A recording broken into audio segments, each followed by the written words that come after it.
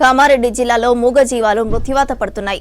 మొన్న వందల సంఖ్యలో కుక్కలు చనిపోగా తాజాగా కోతులు మృత్యువాత పడ్డాయి. మూగజీవాలతో ఇబ్బందుల నేపథ్యంలో వాటిని అంతమొందించేందుకు వెనకాడట్లేదు జనం. అయితే ప్రత్యామ్నాయ మార్గాలు వెతకకుండా ఇలా నోరు లేని జీవాలను చంపటం తీవ్ర విమర్శలకు తావిస్తోంది.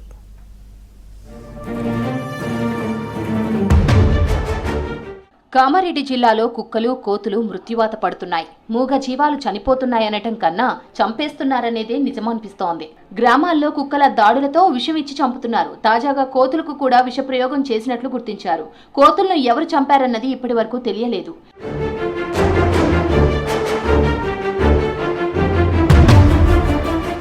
కామారెడ్డి జిల్లా బిక్కునూరు మండలం అంతంపల్లి గ్రామ శివారులో పదుల సంఖ్యలో కోతులను గుర్తు తెలియని వాహనంలో తెచ్చి వదిలేశారు. నేషనల్ హైవేకు ఆనుకొని ఉండే ఈ గ్రామ సర్వీసు రోడ్డులో కోతులను వదిలి వెళ్లారు గుర్తు తెలియని వ్యక్తులు. అయితే కోతులను పట్టుకొచ్చే క్రమంలో వాటికి మత్తుమందు ఇచ్చారా లేదా విషప్రయోగం జరిగిందా అనే దానిపై ఇంకా క్లారిటీ రాలేదు. స్థానికులు గమనించి అధికారులకు సమాచారం అందించారు. అప్పటికే 5 కోతులు చనిపోగా మరికొన్ని అపస్మారకంగా పడి ఉన్నాయి. ఈ ఘటనలో మొత్తం 15 కోతులు చనిపోగా మరో 10 కోతులకు డాక్టర్లు చికిత్స అందించారు. కోతులను 100 కోతులను తీసుకొచ్చి ఇక్కడ వాడేస్తారు. ఆయన వచ్చి బెదిరించిండట. అంటే ఆయన కూడా బెదిరిస్తే ఆయన సపదాకి వెళ్ళిపోయిండు. మార్నింగ్ చూసే వరకు అన్ని కోతులు పడిపోయి ఉన్నాయి. దాదాపు 100 కోతులు లేవలేని పరిస్థితిలో ఉన్నాయి. లేవలేని పరిస్థితులు ఉంటే ఊరోళ్ళు వచ్చారు, అందరు చూసిరు, కొన్ని లేచినాయి, పక్కకు పోయినాయి, అటు పోయినాయి. అదే చూసుకొని గ్రామ సర్పంచ్ గిల్ల మేమే వచ్చినాము. వచ్చి మళ్ళీ అందరికీ ఫోన్ చేసి బిక్నూరు పిఎస్లో కంప్లైంట్ చేసి మళ్ళీ డాక్టర్ గిల్ల వెటర్నరీ డాక్టర్ వచ్చిండు. ఆయన వచ్చి ఇంజక్షన్స్ ఇచ్చిండు. అవి జనాలను చూసుకుంటా భయపడుతున్నాయి కానీ యాక్టివ్గా లేవు అవి. కానీ ఎవరేసిరు అనేది దాని మీద చర్య తీసుకోవాలని కంప్లైంట్ చేసి వచ్చినాం. వారం రోజుల క్రితం కామారెడ్డి జిల్లా మాచారెడ్డి, భవానీపేట్, ఫర్దిపేట్, వాడి, పాల్వంచ, బండ రామేశ్వరపల్లి గ్రామాల్లో కుక్కల సంచారం ఎక్కువగా ఉంది. దీంతో వీటిపై విషప్రయోగం చేసి చంపేశారు గ్రామ పంచాయతీ సిబ్బంది.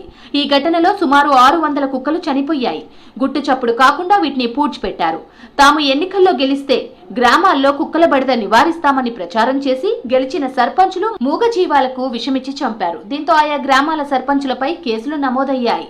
విషప్రయోగం జరిగి ఉంటుంది. విషప్రయోగం జరిగింది చనిపోగా నార్మల్గా అయితే మత్తు మంది ఇస్తే యాక్టివ్ అవుతుంది. కానీ అది ఇంకా డీలా ఉందంటే మార్నింగ్ నుంచి ఇంకా డీలా ఉంది. నిన్న ఈవినింగ్ జరిగిందంటే మా విషప్రయోగం జరిగినట్టే కదా. ఎక్కడెక్కడ వెళ్ళిపోయినాయి, చనిపోయినాయి.